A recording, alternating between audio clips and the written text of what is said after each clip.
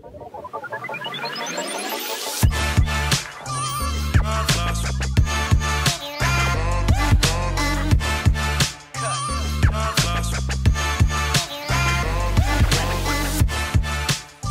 welcome back to another podcast episode of the Transfer Portal CFB presented by NoContextCFB. There are bowl games happening this week. There are FCS Semifinal games happening this week.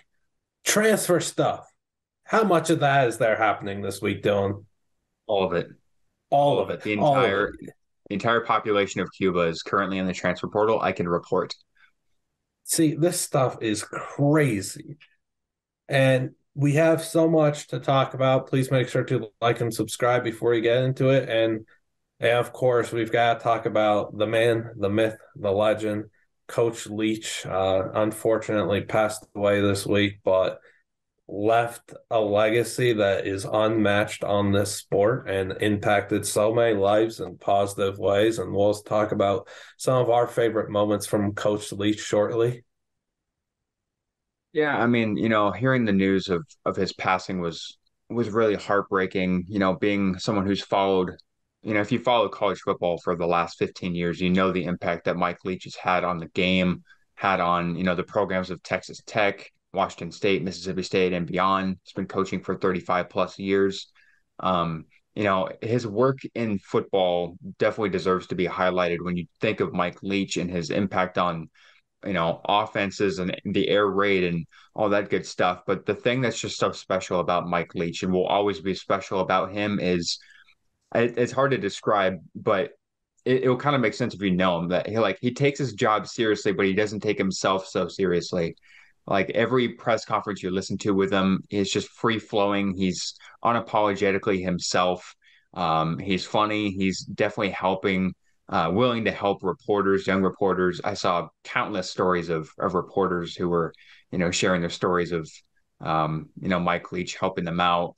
There was this one Washington State former blogger who was talking about, he gave him a free shout out, pulled him aside after a press conference and was like, "Who are you guys?" And gave him a shout out. And that reporter was just talking about how he kind of owes his career to Mike Leach and that shout out.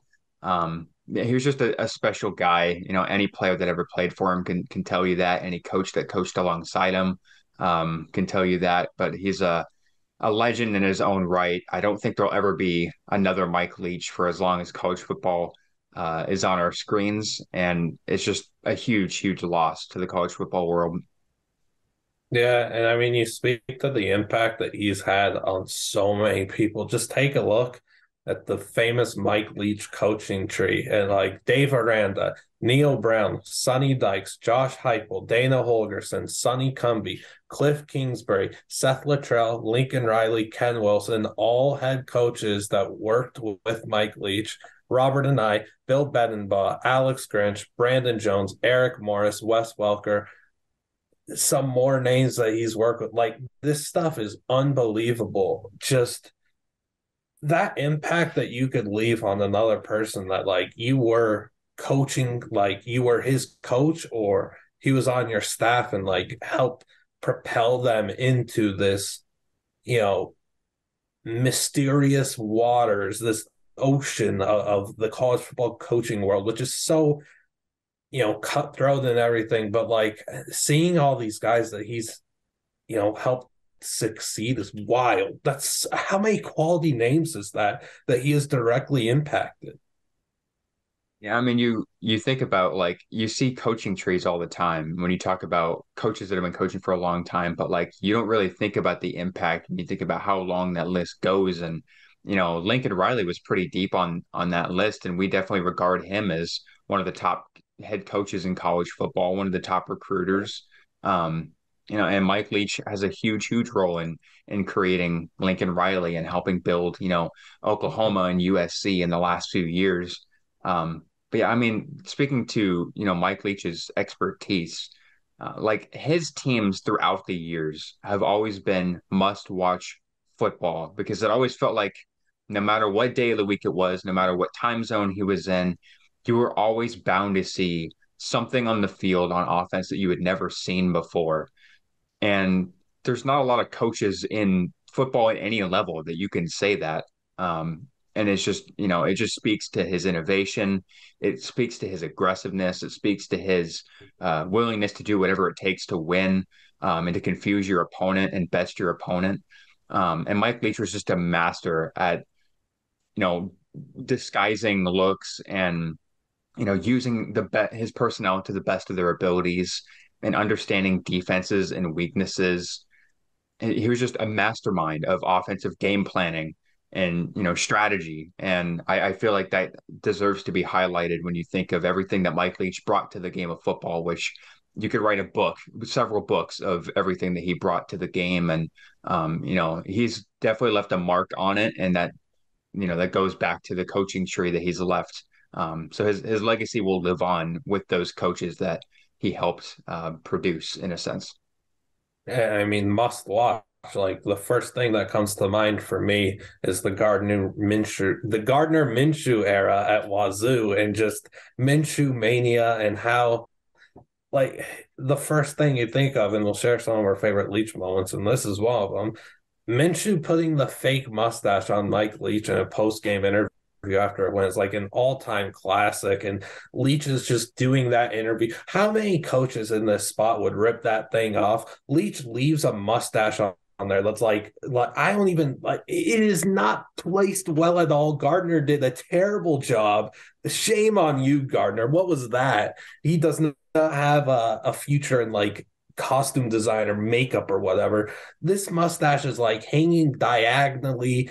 It's awful. And Leach is just doing his full on interview, like completely seriously talking about what went down. And you can't help but laugh because this guy's fake mustache is, I don't even, it's just an all timer, man. And we got so many of those moments from him. Just a master innovator. Like his innovation on and off the field, just so different, truly one of a kind. Yeah. We could share some of our favorite moments. Yeah, I mean, the Minshew one is a great one. It was so hard for me as an Oregon fan to root against, a Mike Leach led Wazoo team, the college game day game where Oregon came in and Washington State upset them and rushed the field.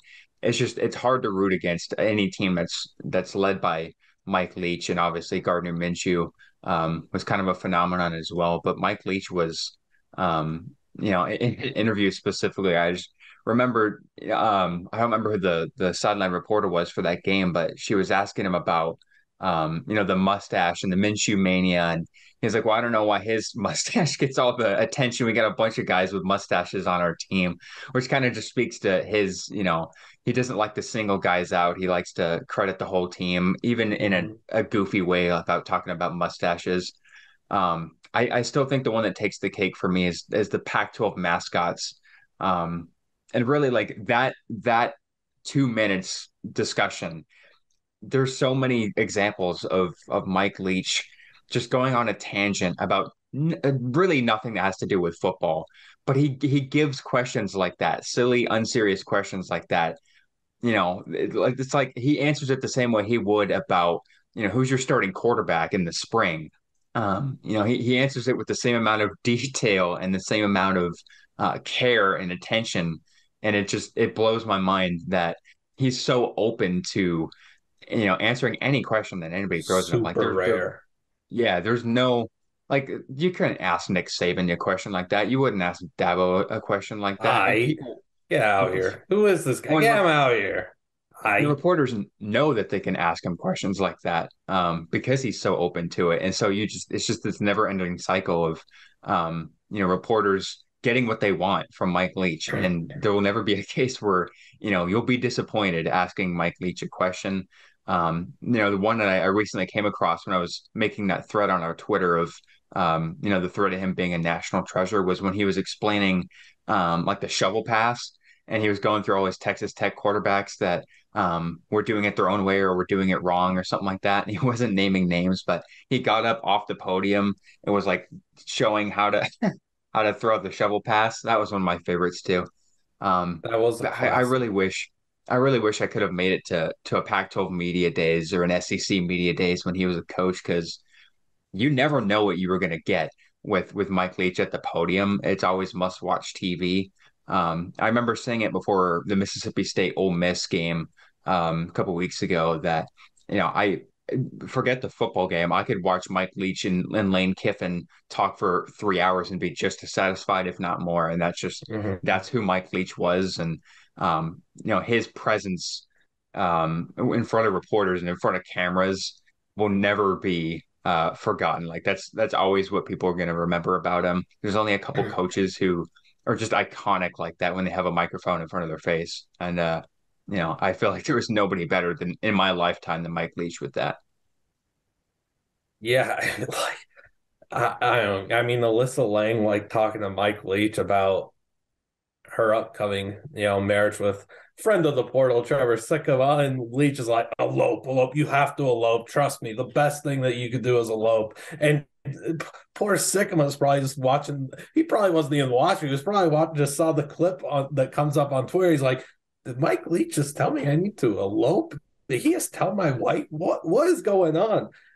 You have just again, as you point out, the attention to detail they put into questions that have nothing to do with the sport. He puts more attention to detail probably in questions about Candy than he would about what defense he's facing that week and how he could exploit a cover one defense. Like he's telling us, like, dude, we have similar takes on Candy. We do. He's like talking about sprees and none of that, but he's like, oh, they're starting to innovate some new candy. Nerds has these clusters, gummy clusters. I'm like, yeah, Coach Leach, I should have brought gummy clusters with me on here and started eating some. That's an elite candy. And he goes to say, over the years though, I've like figured out Europe has better candy than us. Like it's not even close. They got more gummy stuff. European chocolate, I can't eat American chocolate anymore because the European chocolate I had once and it's 100 times better. I see you, Coach Leach. I understand the vision, and then he said almond joy was the best chocolate. I was just kind of like yeah, feel that. I'll get one at the airport, but I get made fun of it, so feel that though. You talked about mascot battle royale. How about just his willingness to always talk about expansion, but not stopping at 8 or 12 or 24. Like, if we're doing this, we're doing it big. Like, we're going to 128, 100%, and just going in on that clip where he just nonstop talks about expansion. He bored people to death. I'm sure, but he had some of the rest of us on the edge of our seats, like, yes, Mike, fight for us. We agree. And that's by what he was the pirate swinging the sword time and time again. Whole thing about like, oh, we need to like in speaking sarcastically, he was like, oh, we have to leave it to the committee because the committee knows best. And like the fact that he's a Power 5 head coach willing to go that far and to stand up. I mean, he's always stood up for what he believes in. He's never really cared about repercussions or anything like that. He's always one to speak his mind, but the fact that he was willing to go that far and criticize the committee, and I think that was in its first season or first 2 seasons when he was talking about that. I think we still need to be paying attention to that, even with the college football expansion coming in a couple of years. The fact that it's decided by people who generally don't have the knowledge that like coaches would or anything like that. And so I always The laugh at the biases. yeah, I always laugh at his committee talk and how everybody just thinks they just settle for it because it sounds nice and yeah, I don't know. He knew what he was talking about. I think people need to listen to that. But yeah, the candy one was a good one. There was one during I think spring camp where he was talking about cats um for a while for like 45 seconds. There was one I completely forgot about that somebody sent me when I was making that thread and Washington State. I can't remember who they beat. I think it was USC when USC was a top 5 team, probably 9, 10 years ago. And Neil Everett was asking him about the environment and everybody rushing the field, and he said it was like Woodstock, but everybody's got their clothes on. Yeah, I completely forgot about that one. That one's an all-time great too. it is. I think one thing that maybe has gotten pretty overlooked throughout this is a guy who started up his own class at Washington State called Insurgent Warfare. Like that's like one of the questions is like, can the British strategy for the Malaya insurgency be used today? I don't know what the heck that means, but sure, Mike, I'll take your class. It's like, is the wishbone a viable offense for the NFL? Why or why not? This bizarre class where you're doing so much like historic stuff and like attacks and war and stuff, but you're also implementing the offensive side of football. There's not a crossover that is possibly more bizarre than that. But I mean, that class like probably had a wait list of I don't know more than Washington State had people enrolled. Like that class filled up so fast. I don't know. It just I would kind of so goes much rather again to show you. I would so much rather pay an ungodly amount of money to take a class taught by Mike Leach than like a movie production class taught by Matthew McConaughey at Texas. Like it's not even a debate in my mind. Like Mike Easy Leach no in brainer. front of a class of college students, man, I I'd just kill to be a fly on the wall. Dude, what? No, don't stop there. I'd be teacher's pet. I'd be buying them gummy clusters. We'd be eating some gummy clusters. We'd be going over some game film. I'd be like, yo, there's this dude from Southwest Arkansas Culinary Academy, and he plays really good receiver. I think you could use him as a strong WR2 or three. Like, look into getting him as a transfer.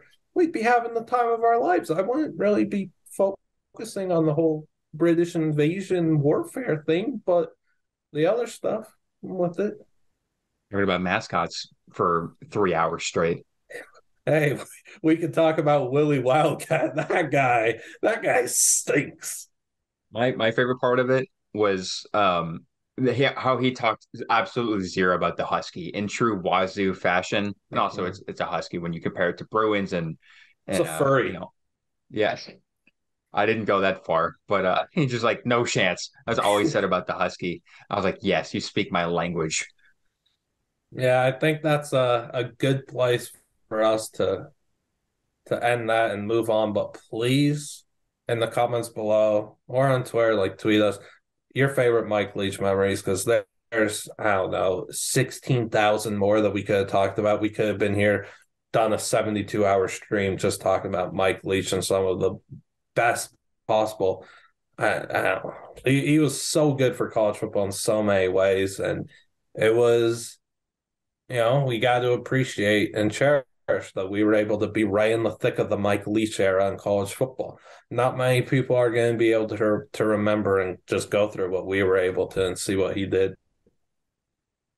Absolutely, yeah. It was one of my favorite things of the week, and really the only solace and positivity I could take from this really sad situation was with that thread and just to read through all the comments and everybody sharing their favorite memories and everybody sharing like where they were and if they got to meet him um that was really special. So if you haven't seen that, go check out that thread and just read through the comments. It's a lot of fun and you'll get a full sense of who Mike Leach was. All right, next thing we're going to do is, well, simply put, kind of psychotic. We have a wheel of every FBS team, and we're simply going to spin this thing. But first, we're going to nominate a player in the transfer portal. And you get the idea. The player that we say is going to have to transfer to the school that comes up on the wheel, and we're going to have to fight for if this is a good landing spot or not. How is this going to go? I don't know. Dylan, I nominate Grayson McCall. Oh, geez. All right. You Let's knew see it how was this coming. works. I did. Oh, gosh, please don't It should be be, Coastal. please don't be Ball State. Oh, gosh. How? Cal, oh, I mean, gosh, no. Okay, the first thought, Grayson McCall, Jaden Ott, and Mr. Sturdivant is scary. You have Spavlo coming in as OC. That's kind of refreshing. I kind of like that. But, dude, I don't know if you want to be with Wilcox. Yeah, I like the idea in general of The Grayson concept's McCall really cool.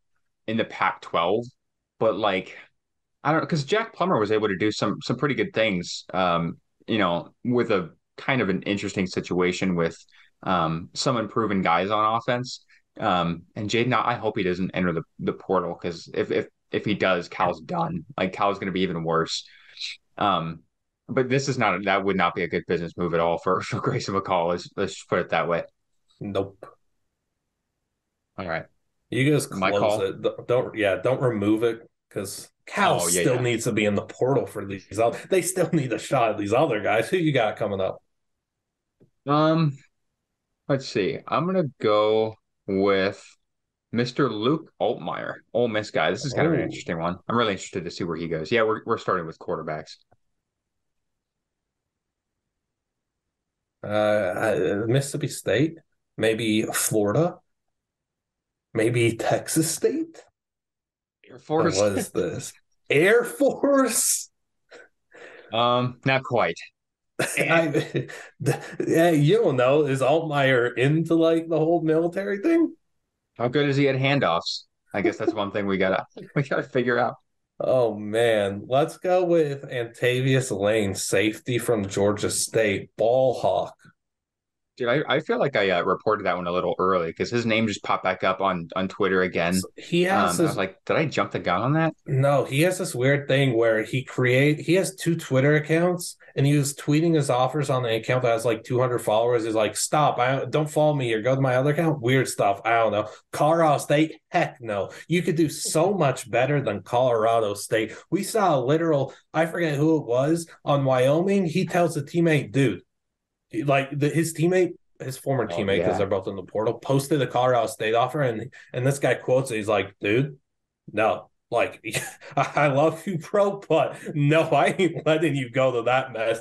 Antavius, no, you're not going to this mess anywhere else. I'd rather he just stay at Georgia State, to be honest with For you. real. Like, yeah, He's no, way too choosing good. to go to Colorado State, bad decision. That's a choice. Yeah, the only reason that you could possibly choose to go to Colorado State was because you want to be close to home, and I doubt he's from Colorado. I'm not sure where he's from. Even if he was, don't go there, please. Go join primetime.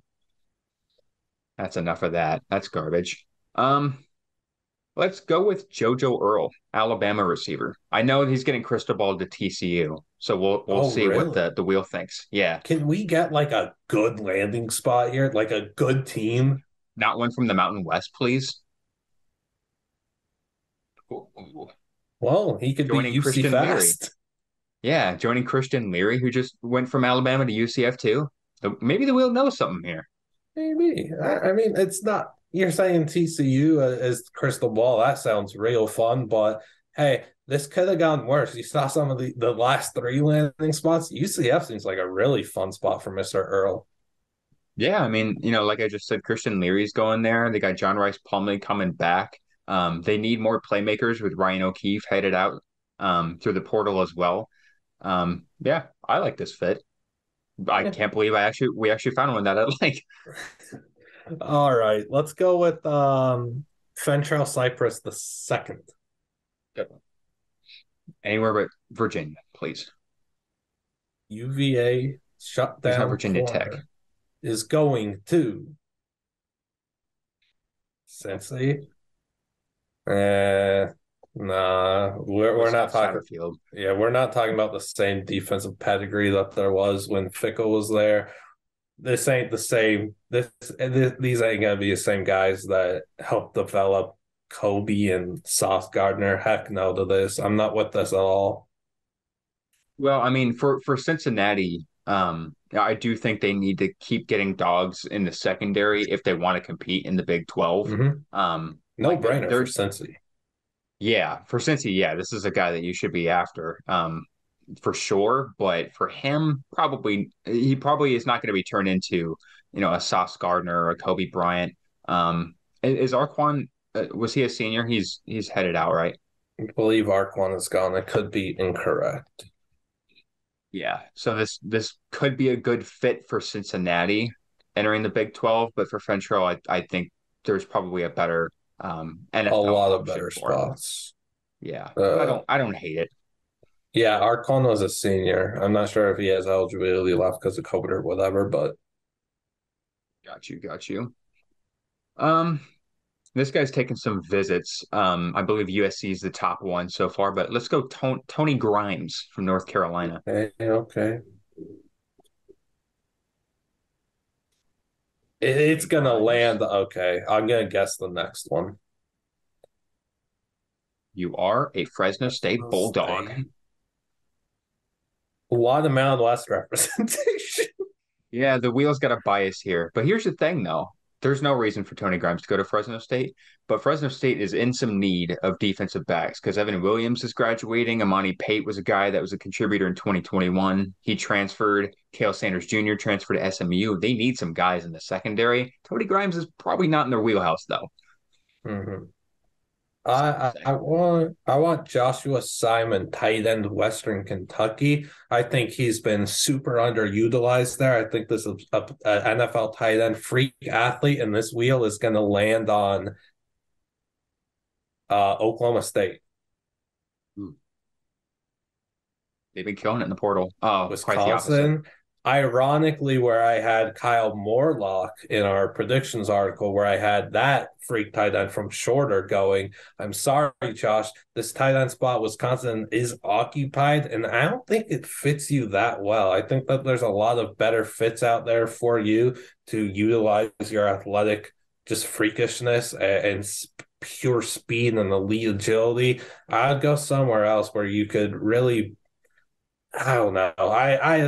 I like how Fickle uses tight ends though, so that's intriguing. But I think there's just a lot of not a lot, but there's better opportunities. I'm interested to see if Simon might consider returning now that Austin Reed's coming back. I don't Just a think he thought. should. I don't think he should If either, I'm but giving advice, heck no. I keep saying heck no. I'm Andrew Wilson on this thing, but no, like he can truly. He was so underutilized, and he got hurt last year, and still, like when he gets the ball, it seems like he's making a big play happen or score a touchdown. He needs to go somewhere where he's accumulating more targets and touches, and it's just involves so much more. He wasn't at Western for whatever reason. I'm going to go with Malik Hornsby, Okay, pure speed. Navy. Just watch. Navy? Just Stop. watch.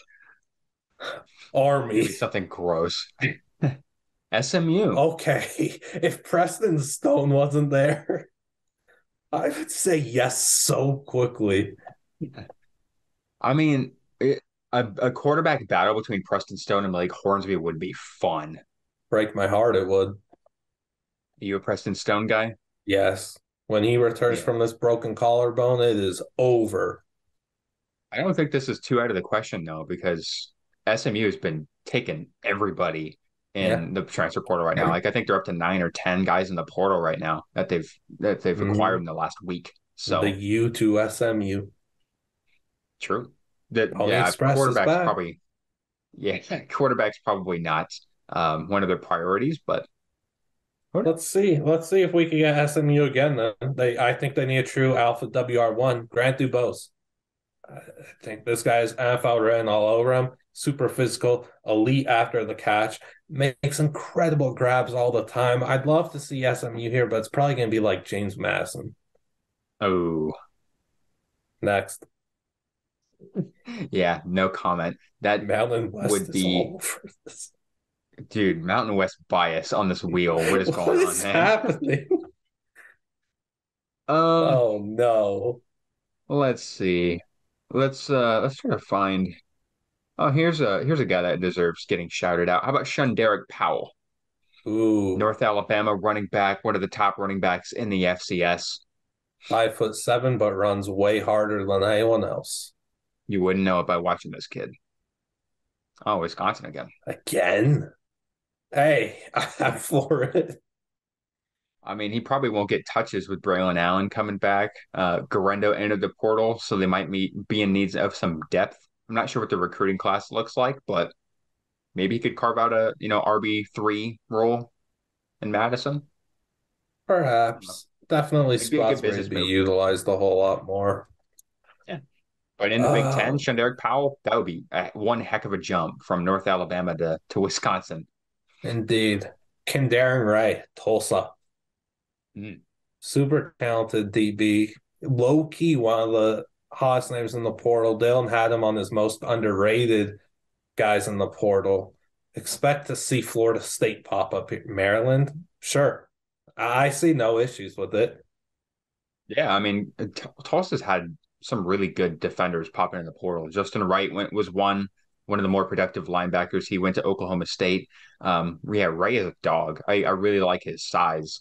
I feel like Maryland would be a pretty good fit against, some of the really good pass attacks in the Big Ten. That would be a great Mhm. move, I think, for both sides. Yeah, I like that a lot. Get Let's put out some tape against some really strong, QBs in the Big Ten. Some of them. yeah. Here's an interesting one. How about Dakotas Crawford? I thought about saying them a few turns ago. The I know coldest. he was getting some FCS offers. Watch Oh, well, we the don't have another Big Ten FCS team. on here. So we could go to Good Lord, Colorado. man. Fresno State. I like I that. love that. I think The that's one really time good both ways.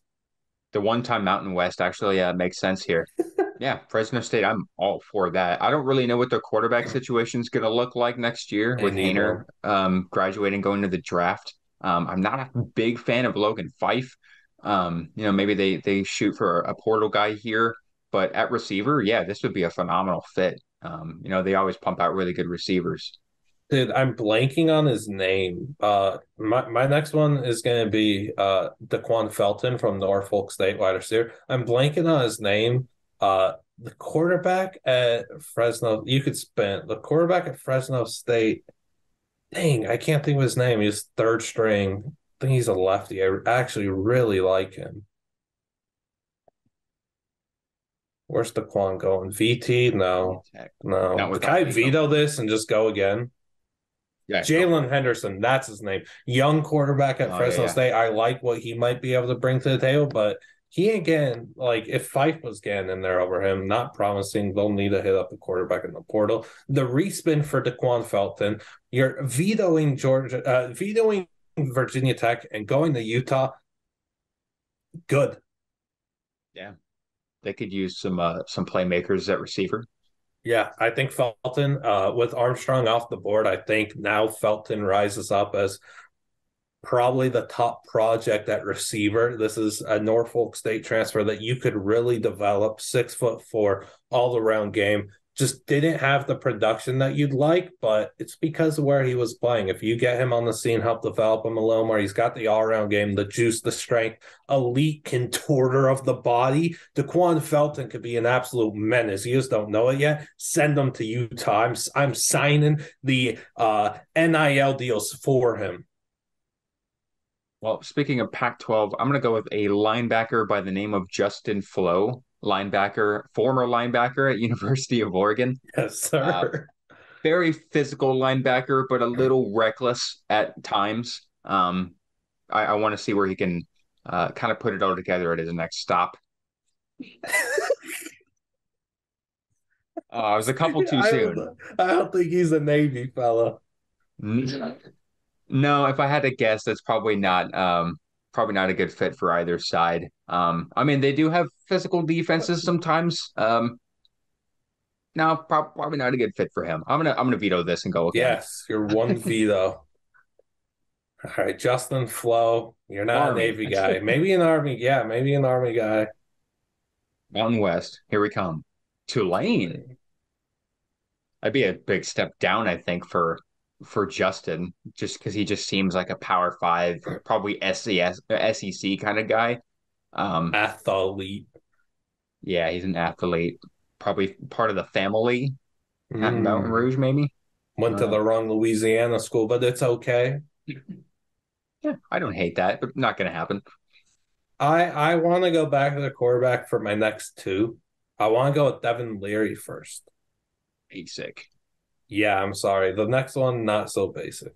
I would love to see where we could get Devin Leary to go. If it's Oregon State quarterback, What? There's no way. Devin Leary has taken himself out of the portal and he's just going to stay at NC State. How does that happen? Out of 131 schools, what are the odds? That is a dagger right through my I heart. will. That I'll give hurts. you a free veto. No, Let's try no, again. please, no, no, no. That's where he has to Oh, go. we got to give him Oh somewhere. no, no. We got to He break has down a to real one here. withdraw his name from the portal. This is what it is. And Vandy. that was it. Wisconsin Vanderbilt. Well, like, no. Like, go. I didn't want this. I want him to stay at NC State. I overruled. It's fine. I There's no mean, playmakers then for him to cook with. I know Clark Lee has the program going in the right direction, but there are no playmakers there right now. And you're a guy that's trying to work himself back up into the NFL quarterback talk. This move makes zero sense for either team, truthfully. I don't think this benefits Vanderbilt much. I think they need to, it should, but they need to address the playmaking situation and figure out just a solid game manager quarterback first before they take that next step and have a star at quarterback that isn't supposed to be there. yeah. I mean, actually, speaking of Vanderbilt, I think one guy I'd like to go to is Mike Wright, another That's what I was quarterback. going with next. Yeah, yeah. They brought up one for me. Very athletic guy. Kind of underwhelming statistics, but you know his difference on the field. Electric. Oh, Yeah. Yeah, yeah, okay. yeah, yeah, yeah. Okay. I like this. GJ Kinney in town. That's Probably really going to good. bring in a lot of guys through the portal in the next couple of weeks. Yeah. Can't believe Texas State has momentum. Like, what world are we living in where a Texas State team has momentum? Kinney's bringing coaches over from UIW. This is my favorite spot for Malik Hornsby, but so Mike Wright and Hornsby play a pretty similar game, both elite dual threat guys with dynamic speed.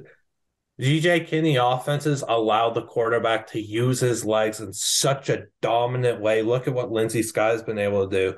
It's a spot where you could play with absolute freedom, and it's just like you're playing football out at middle school playground. Like you get to be you. I like this a lot. Yeah. Want to do one more each, then we need to jump into the bowls. Only one more each. Oh man, Cameron's got to be. Like it. I panicked. Dang it! No, give me one more. Give us two more each. This one and one more. We got a bunch of bowls to go over, man. Yeah, I know. Penn Oh, State for Scadaboo. he's not gonna get Well, time. He's not gonna get playing time. I Scadaboo inside the 20 though. Oh yeah, True. this is tough. This is a guy that looks like he seriously looks like a walk-on kicker, but he plays like an all-pro running back slash like the abilities that he brings. It's like 1960s smash mouth football with a twist of like or a hint of the modern era where he's just hurdling overdos and talking smack and stuff, but he plays like he's from the 60s. He wants to hit you and throw you into, I don't know, another dimension. He is a physical runner. And I think Big Ten is a good calling card for a guy like him. But with Penn State's running back duo of Katron Allen and Nick Singleton, man, I think he get a little underutilized to be Illinois. putting it. Illinois, yeah, that definitely screams Cameron Scatterbo to me. Physical runner, run right through the tackles, run dudes over, spin moves. Yeah, Mm-hmm. that's a good fit for me. I'm gonna go with Dorian Singer. Okay. Led the Pac-12 in receiving this year. Very athletic guy, surprising guy. A less than ideal start to the year, and I was disappointed by that, but then absolutely took over. App State, okay.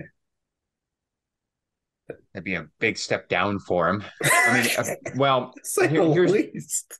here's the thing. Like he'd be the clear wide receiver one at App State. So he'd probably do numbers, but he wouldn't get the attention that he deserves. Or the NFL stuff that he needs in a draft eligible year is a bad one. Johnny Cornelius is the guy that I really wanted to get to. So I'll let the Rhode Island offensive lineman that should be playing in the SEC be my last one. I'm going to guess that this lands on Hold on, I'm still guessing. Don't tell me. I know it's probably on the screen that you can see. I can't see. Eastern Michigan. Oh, kind of close. Dang it. I'm sure Michigan's So offered close. him. I mean, what Power Five program hasn't offered Hey him at this man, point? best offensive line in the country. Let's just get another absolute force in there. Johnny Cornelius has an NFL body frame, elite physical tools, great hand placement. He's going to be a really fun player to watch succeed next season. Michigan would be a slam dunk for both parties involved.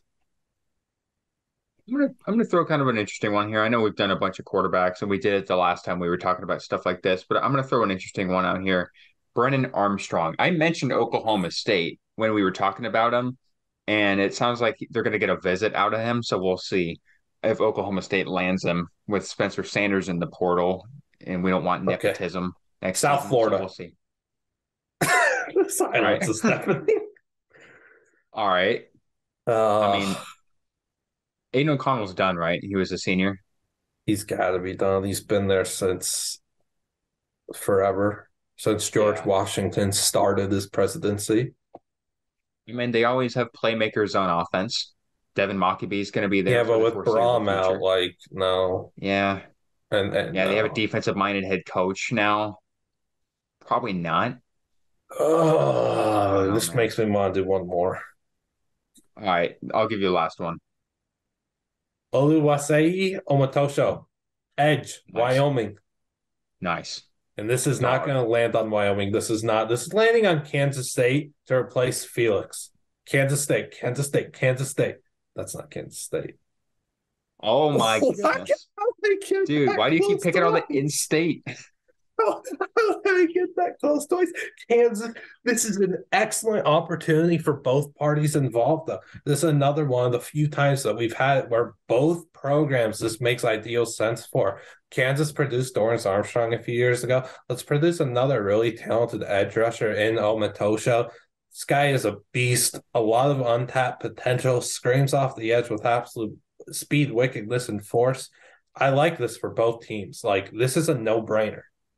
You're just a nightmare on the backfield. Like this is a guy that people need to know the name of as a potential Power Five jump. Like he is more than capable of making that leap at the next level, if you will. Yeah, that was a good one. That's All you right. want to end on that instead of giving it one guess for you. DJ Uyunglele. Screw it. Let's go Oh my basic. gosh. Okay. Well, guess where he Oregon State. goes? Oregon Oregon State. State. I'm It's gonna gonna be Oregon. guess. Watch. I'm gonna guess. South Carolina. No way. Teaming up with who is it? Who is it? Was it Malik Hornsby? Oh no, it was Altmaier. So we got a Altmaier and DJ. Oh quarterback battle with man. DJU and Luke Altmaier. How about that? Who'd have thunk? Oh wow, fun stuff there. I also completely missed Derek Canteen entering the portal Yeah, that happened. Was it this morning or yesterday? yesterday morning. That's clearly why I missed it. That's Yeah, that's a good interesting. one. She's entering as a grad transfer with 3 years remaining. That is, I think he had a year or two where he was out for the year due to injury and Yeah, COVID year. he does not need 3 years though. And seeing that said in the letter, and we'll get into the bowl game stuff quickly, I know, but seeing him put in there that I have 3 years of eligibility left just hurts me as a dude that's such a believer in him, his technical work and brilliance and just an elite mastermind of just understanding of the cornerback position. He needs to get to the NFL. 3 years, if he's like cool staying in college for 3 years, dude's gonna be like 27 as a Yeah. rookie. It's not cut out. And as a That corner, hurt. as a DB too, like you can't come into the league 25 or older. Like that just is not a good look. No, and Um, like if I'm speaking advising him, I'm telling him just go to the league now. speaking of DBs, actually, there's some news I can break that happened earlier within the hour. San Diego State's DB CJ Baskerville is headed to Texas Tech. It wasn't on the wheel. I don't really care. Just that we break some news. All right. Yeah, solid pickup. Are we doing a rapid fire since we're already like 40 minutes into this deal? Yeah, we could figure it out. I don't know. We're picking both FCS playoff games. We probably should have picked D2 and D3 championships. Bad on us. We know our D2, D3 ball. We're gonna pick FCS semifinal games, and then we're gonna pick bowl games from Friday to Tuesday. 13 games. Are you ready? Oh wait, player focus. Oh, Almost did forgot not this come two prepared. weeks in a row. Yeah, did not prepare for that. Totally Oh, forgot. And we even talked about it beforehand. I didn't prepare him. All right, off the fly. What do you got? Frank Harris. Yes, UTSA fans, like this is one a big like, yo, stop hating on us and you'll give us one retweet, 6 likes for Frank Harris being on here. Whatever. We've respected this guy the last since we got up and running as a dang website and brand. Frank Harris has been our dude. This is a Troy defense that allows 17 and a half points per game. They allow just 207.5 passing yards a game, 6.1 yards per attempt. Well, did I say per attempt? Per attempt. UTSA's offense scores 38.9 a game. Frank throws for 297.3 a game and averages 9 yards of an attempt. This is a guy that's going to sling it against a pretty talented, stout Troy secondary and defense in general. It's going to be a fun game. I'm excited to see what he does. Then Destin Talbert, cornerback at NDSU. I wanted to choose him last week. This week makes more sense after we forgot about the focus last week. Look, Incarnate Word, they're gunslinging, Lindsey Scott Jr., offensive aerial high flying attack. Destin Talbert is a guy that I look at and I see like NFL future on him, but nobody recognizes it. It just doesn't make any sense to me. I continuously am like second guessing myself. I'm like, am I just an idiot? Like, is no one else talking about him for a good reason? No, they're all wrong. Destin Talbert's an excellent player that just doesn't get the recognition that he deserves. And maybe it's because he plays in the FCS. Maybe it's because he plays for an NDSU team that has 900,000 other absolute studs. But Destin Talbert, with his footwork, elite athleticism, just incredible player, physical tools. I like him a lot. Dylan, I need to go grab my charger. All right, Take you it go for away. it, pal. Thank you. You go for it. Um, I am going to go with Florida quarterback Jack Miller the third. This guy is getting thrown into the starting position when he probably did not expect it, to say the least. Anthony Richardson's head of the NFL draft. Jalen Kitna, well, yeah, he had his own issues that we won't talk about on this show. But Jack Miller, the third year sophomore, he's going to be the starter, as confirmed, against Oregon State in the Las Vegas Bowl. I'm really, really curious to see what the Ohio State transfer can do with an opportunity. Has not taken a snap this year or in his career, as far as I know. Um, in his Florida career, I should say. I believe he had some snaps at Ohio State last year. But I'm interested to see what he can do for a Florida team that kind of doesn't really have anything to lose at this point. Losing some guys to the portal into the NFL draft, against an Oregon State team that has everything to gain from this bowl game. So I'm curious to see what Jack Miller the third does. And then I'm going to go with Shedeur Sanders in the Celebration Bowl, just for the fact that Shedeur Sanders is going to be having his audition tape for Colorado potentially. I know Deion Sanders was saying something about this is your quarterback, pointing at his son. His son was taking visits with him to Boulder. And so it seems like it's in the books that Shedeur Sanders is the next Colorado quarterback, and this is his last hurrah as a Jackson State quarterback. I'm curious to see what he can do and lead Jackson State to a potential undefeated 13-win season. It's going to be exciting to see what they do. I want to know what the mindset of the team in general is as well. After everything that's happened, all the attention that's on the program. NC Central is a pretty solid team as well. I wouldn't sleep on them. But Jackson State, yeah, they're probably a heavy, heavy favorite in this one, even after the coaching change. Yeah. But Shedeur Sanders, I want to see him put a cherry on top of his incredible career at Jackson State. Great picks, man. Who's the first one? Jack Miller the third, Florida. Oh, bet. All right. Game picks now. Dude, the Bahamas Bowl. Miami of Ohio and UAB. Who you got? I mean, here's my thing. Brett Gabbert entered the portal and then jumped right back into the fold for Miami as quickly as could be. Like where are the He Miami wanted the Redhawks trip to fans up in arms like Fresno State fans were with Jake Haener, man? he What's up with wanted the this? trip to Bahamas. He's just gonna enter right after the game's over. Brett Gabbert, we're watching you, pal. I'm going UAB. I think UAB is the more complete team here. Dwayne McBride, I'm really curious to see if he plays. If he doesn't, maybe I think twice. But if he plays, I think it's a shoe in for UAB. Yeah, they still have a really good running back in Brown. Like it's an excellent Mhm. one-two punch. Dude, I just feel like there's been zero opt-out news really. There's been a few Yeah. scattered here and there, but McBride is a guy I would expect to opt out if he's going to play. My goodness, we could be looking at potential for Cameron Peoples Myrtle Beach Bowl record to be broken. Like McBride might put up 400 on the ground. Miami of Ohio, I feel like, is just happy to be here. We saw the celebration. They all had the Bahamas flags ready, the glasses. Brett Gabbert wants the trip here. I like UAB to win this by like 20 plus. Yeah. Pure Bowl. I hate that these two teams are playing each other, but I really like it. But like, I think they're both worthy of playing, better opponents. Like, not better opponents, but a Power Five. Like, it's Secure Bowl. It's UTSA and Troy. Yeah, I mean, I think we need to highlight these two teams as like two of the I'd say three best teams in the group of five this year. Coastal was supposed to be that, but they were ravaged by injuries and didn't have a very good defense this year. So I'd put UTSA and Troy probably two and three behind Tulane. Um, Man, Troy, I did not expect them to be anywhere near this good in John Summerall's first year. Like all hats off to that Fantastic Troy job. team. They balled out and they have a dominant defense. If any defense is going to be able to corral and contain Frank Harris in that receiving room, um, I think it could be Troy, but I think UTSA will do just enough to win this one. Yeah, I don't know if Troy's offense could keep up with UTSA's offense. We've seen. I think the X factor here is how does UTSA come out in the first half.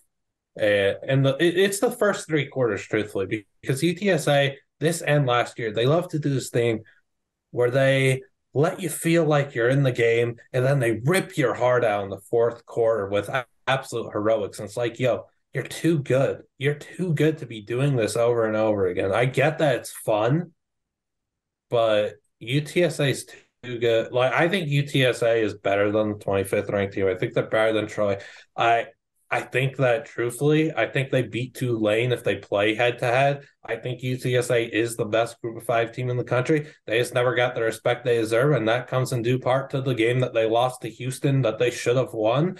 And it was Houston that faltered after, and that hurt UTSA. UTSA is elite. Like, give me UTSA all the way here. I like UTSA by double digits. I'm not a coward.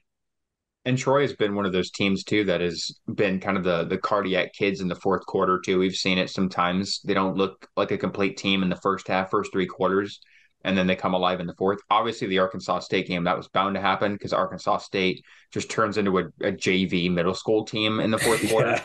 Yeah.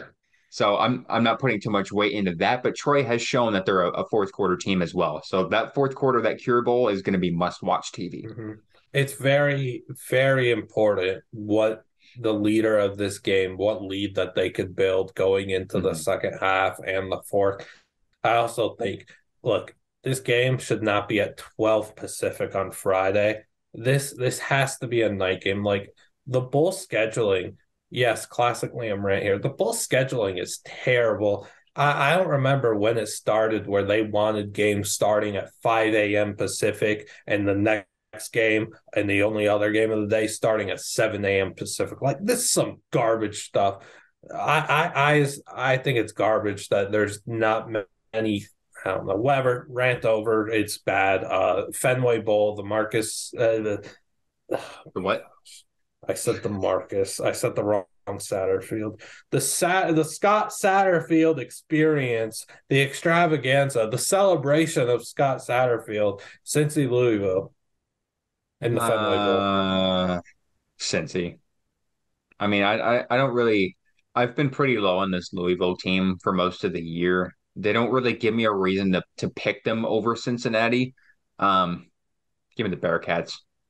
Dude, like 8 a.m. Pacific is just so annoying. Like at least start at 9, like normal. And Um, Cunningham opted out, right? yeah, and I'm still taking. I mean, I've been low on Cincy. I've been low on Louisville. I Here's the know. thought here: the winner of this game is the team that lost Scott Satterfield. Yeah. They're going to win in both ways. They're going to win on the field, and they're going to win because they got a way better coach. For going into the next year. Las Vegas Bowl. Again, complaining about the time. Why did the Raiders game getting flexed out of Sunday Night Football or whatever the following day make this to where Florida Oregon State is at 11:30 a.m. Pacific? That's the vibe you want in Vegas. Garbage stuff.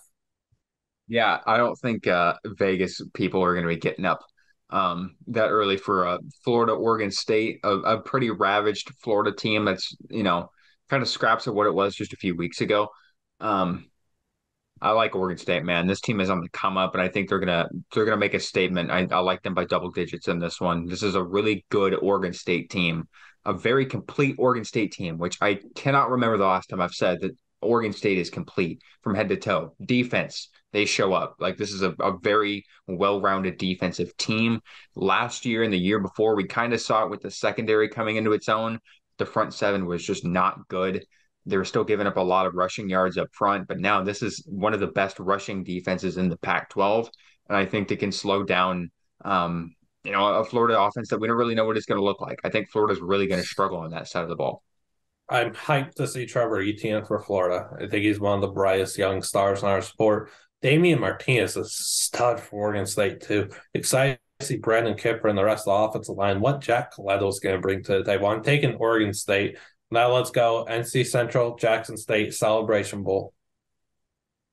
Jackson State for me in this one. I know I highlighted NC Central. I'm not really concerned about an upset in this one. I still think Jackson State is head to toe the more talented team, the better coach team.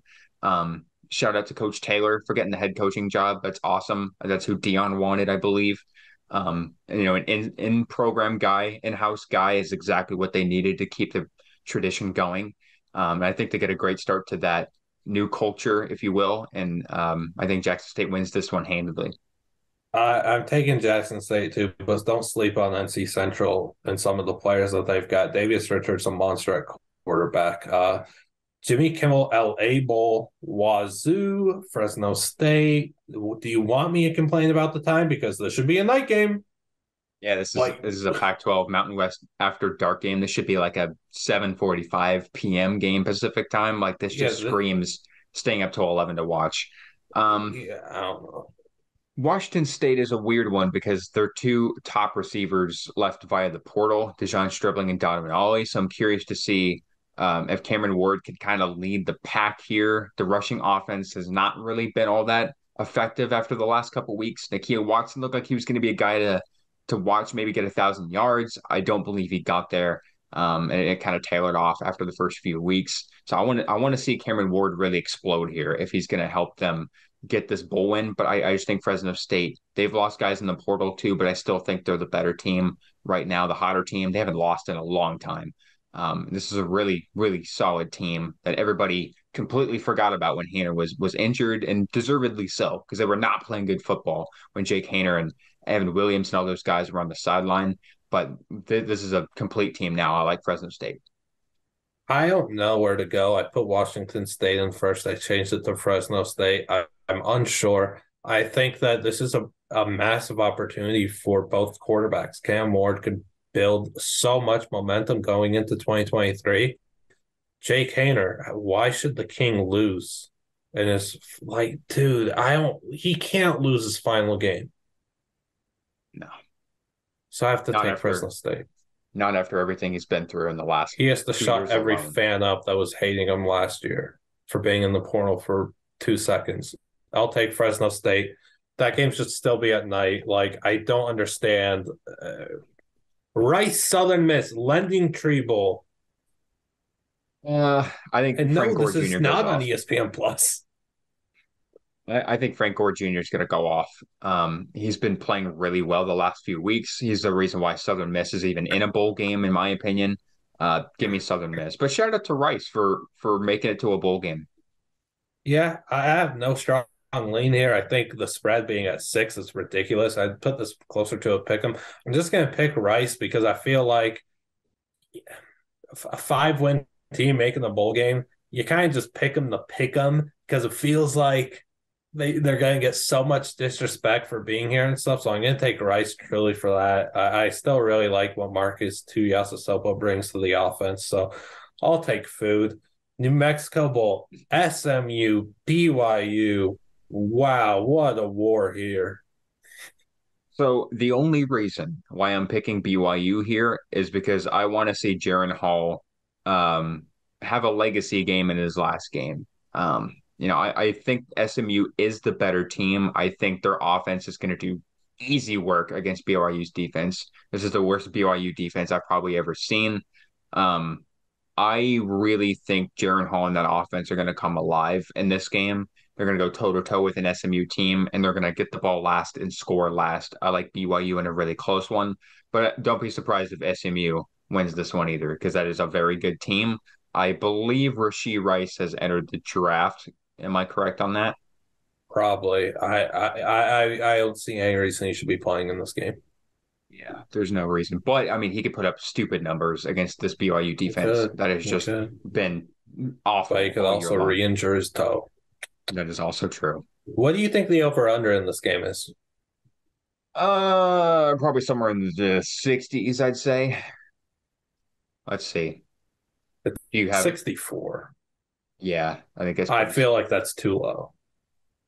yeah, could be. It just I depends think on this BYU offense. I think they're going to be able to. It's not going to be Houston SMU level, but I think the offenses are going to score quite a lot. I like SMU in the shootout, despite the fact we don't know much about the receiving core. I like Dylan Goffney. I like what he could turn into. Pure speed, really good player. I'm excited to see if they get him involved. And we'll move on to the Frisco Bowl, North Texas, Boise State. This is the nightcap. Like, cool. Really? Um, for some reason, am picking North Texas in this one, a battle of two conference runner-ups. I don't know. I like North Texas's offense. I know Austin Auni's has been playing college football and been really in college for a long time. But I like the playmakers that they've got. I like Adai a lot at running back. Um, I don't know, man. I just think this is a game that kind of surprises some folks. I think North Texas puts it together. I really don't like what I saw from Boise State in that Mountain West Championship Yeah, game. it's awful. That was not a good showing at all. I think North Texas had a much more respectable performance in the Conference USA Championship game, and I think they're going to have a really complete performance against Boise State. Yeah, I'm going to take Boise State here. I think Taylor Green's going to put up some numbies, and this is going to be his welcome to the show. Like, I'm here, 2023. Start talking about me more game.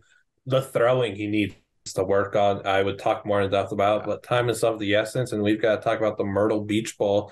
UConn is playing Marshall. Yeah, as much as I really, really want to pick UConn in this one, I really think Marshall is just a better team head to toe. I want to see how Kalen Laybourne and Rasheen Ali go off of each other because we didn't really get to see a lot of it with Ali not playing until I think just a couple weeks ago due to injury. And then obviously on defense, as Marshall defense, I think UConn is going to have a really difficult time moving the ball on Marshall. So give me Marshall, I'd say handedly. Yeah, I like Marshall like 23 to 10 or something low. The Idaho Potato Bowl. This is how you do it. This is a good time for the game. This is the pinnacle of the sport. Eastern Michigan, San Jose State, they're throwing haymakers. Yeah, give me San Jose State. I think um it would be an awesome way to finish the year for San Jose State. Given everything that they've gone through this year with tragedy. And I think they've kind of exceeded expectations this year. I really didn't expect them to be, a bowl team pretty easily. one of the better teams in the Mountain West. I thought they would show signs of being a better team, like more like the 2020 team, but not quite there just yet. I thought maybe next year was going to be the year that they put it all together, but defensively, that is a sound team, and I think that's how they get it done. They force some turnovers, which leads to great field position as they've done all year. I like San Jose State. I like Coach Brand so much at San Jose State, but what scares me here, Eastern Michigan, the field that they play on, that ugly gray turf, they're built to play on blue turf, aren't they? They know how weird it is. I don't care though. Give me San Jose State. Also, Coach Leach has an all-time great quote about the blue turf. But yeah, I'm taking San Jose State here. I think Elijah Cooks is going to make a jaw-dropping grab, and it's going to be, if he does end up playing this game, which I think he should, it's going to be great to see him finish a full year healthy after suffering early season-ending injuries in 2020 and 2021 at Nevada. Boca Raton Bowl, Liberty, Toledo. Also, have to shout out Viliame Fehoko, who was Yes, I believe stuff. he was my defensive line player to invest in before the season. Had some incredible stat lines Outrageous. this season. Yeah, incredible player. Yeah, Liberty and Toledo. I don't really have a lean on this one. It should be fun to watch. Um, I'm gonna go with Liberty. I really like the offense that they have, but the last few weeks have left a lot to be desired. Um, I don't know, man. Toledo is a team that I've really liked all year long. I've liked DeQuan Finn. I like what they did in the MAC championship, but it's kind of a matter of when they put it all together. It's a hard team to bet on. So I'm going to go with Liberty. I think it's going to be a really close game and a really fun game. Yeah, I feel like Toledo in years past has just fallen flat in the big games. I would be so upset if they do again. Daquan Finn has to go put out a show. Like, this is your time. You're finally going to get the opportunity where all eyes truly are on you in a standalone game on a Tuesday night. Give me Toledo. FCS semis. I ain't forget. Incarnate Word, North Dakota State. Golly. I am going to be the psycho to pick Incarnate Word on the road. I think they have enough offense to keep up with North Dakota State. I think they have, the firepower in the coaching to be able to keep up with them. Now, here's the thing. This is the first time they've really been on a stage like this. And North Dakota State, we know what they're, the dynasty of the FCS. We know that they're more than capable of taking care of business. I do expect this to be a very close game. I'm not expecting a 66-63 game like we saw last week in Sacramento on Friday night. But I do think this is going to be a very entertaining game. I want to see what Incarnate Word is about. I want to see if Lindsey Scott Jr. can handle, which I have no doubt that he will, but I just want to see him on this huge stage against, the cream of the crop in the FCS. I think he's going to have his moment. I think he's going to make everybody know his name. I think he's going to lead UIW into the FCS championship game. Give me UIW. Respect the pick. I'm gonna go with, like, dude, the contrasting styles here are fascinating. Oh It's yeah, Incarnate Word's high flying aerial attack where they want to score in 2 plays or less every drive. NDSU wants to run the ball, grind it out, like, just bore you to sleep with the ground game and the lead offensive line play. Cody Malk is a difference maker, number 70. You can't miss the behemoth of a redhead. I like NDSU to win this game. I do like 37-31, I think, is a respectable score. If they had Hunter Lipke in this game, that'd be incredible, but they don't. It's going to be a really fun game. And then you have Montana State, South Dakota State in Brookings, and Jackrabbits, number one team in the country all year long, pretty much. Just a 5.5 point favorite. I mean, I think Montana State is, worthy of being on this stage. They've had a phenomenal year all year long. Um, but I do think South Dakota State this year is pretty safely the best team in the FCS. I think defensively, they're going to do what they've done all year long, and that's just shut opposing offenses out no matter what the season looks like coming in. The offenses just seem to struggle against South Dakota State, and I think that's going to happen, in Brookings. But all the respect in the world of Montana State, they've had a phenomenal year. The rise of Sean Chambers, though, is an interesting one, just because he could have stayed at Wyoming after, everything that happened. It just got ravaged by the transfer portal. Um, and I would have loved to have seen him stay and, probably get that gig at Wyoming. But, him being this elite rushing option for Montana State has been really fascinating. But I am going to go with South Dakota State in this one. Brett Vegan, the Montana State head coach, better be getting FBS offers next season. He is an innovator. He uses a 2 quarterback set with Tommy Touchdown Malott and Sean Chambers called Big QB, Little QB. And then you throw Isaiah Fonzie into the mix, the best running back in the FCS comes back. He's looking healthy. He's looking dangerous. Montana State's scary, man. And they beat South Dakota State in this. They beat them last year 31-17. And there's this thing where that South Dakota State, look, I'm a low-key Jackrabbits guy and the Bison guy. Like, I love those two programs. And just knowing South Dakota State over the years, they'll fall flat in the big spots. And they won't be able to overcome things and the adversity. Dude, a statement has to be made here. It's unacceptable if you lose this game and don't, like, there is no reason that this team, with the amount of FBS level and NFL level talent that they have, should not get to the championship game and hopefully get a Dakota Marker rematch in the finals. Man, I got to pick South Dakota State here. I think it's going to be close, like 27-24. But man, I would love South Dakota State to go out there, get revenge, win by double digits, no sweat. It's a fascinating game, though. Like, you're going to watch the best 2 running backs in the FCS go toe-to-toe, Isaiah Fonzie and Isaiah Davis, the Yankee twins at receiver for South Dakota State. Tucker Kraft is an NFL tight end, probably the second best tight end in the draft. There's no shortage of talent here. I hate that this game is going to be swarmed by bowl season on Saturday, but what can you do? Yeah, I mean, that's kind of how it always unfortunately is with the FCS playoffs. Never seems to get its own limelight, and it totally deserves it. I was happy this past week with the quarterfinals, but I just wish they were on national TV. We could talk all day about that, but yeah, man. And no matter who wins either game, I think we're in for an absolute classic of a championship game. Yeah, yeah. All the FCS does is showcase slobber knockers. Yeah, I'll be very content with whatever the final is, but the best thing for the sport is South Dakota State, North Dakota State. Incarnate Word deserves to be there too, though. I need to see Incarnate Word on that stage. I need to see Lindsey Scott. I need to see those receivers. The defense is what I'm most worried about against North Dakota State. Like, I think North Dakota State might do a lot of damage on the ground against Incarnate Word, because Incarnate Word's defense has not really proven to be worthy of, they have to outscore a lot of people, like, and they've done just fine with that recipe all season long.